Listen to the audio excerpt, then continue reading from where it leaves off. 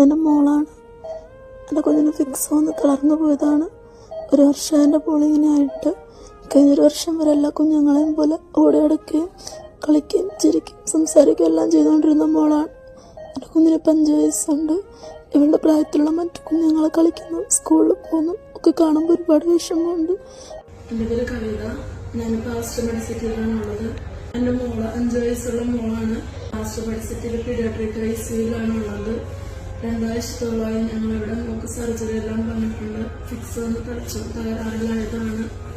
അവൾ കഴിഞ്ഞ വർഷം വരെ ഓടി അടക്കുകയും ചിരിക്കുകയും മറ്റു കുഞ്ഞുങ്ങളെ പോലെ സംസാരിക്കുകയും എല്ലാം ചെയ്തുകൊണ്ടിരുന്ന മോളാണ്. ഇപ്പൊ യാതൊന്നും ചെയ്യത്തില്ല, തീരെ കിടപ്പിലാണ്.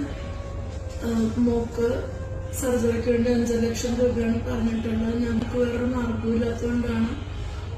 എൻ്റെ അമ്മ മാത്രം ജോലിക്ക് പോയിട്ടാണ് ഞങ്ങൾ ഇതുവരെയും കുഞ്ഞിന്റെ ട്രീറ്റ്മെന്റ് മുന്നോട്ട് കൊണ്ടുപോയത്. ഭർത്താവ്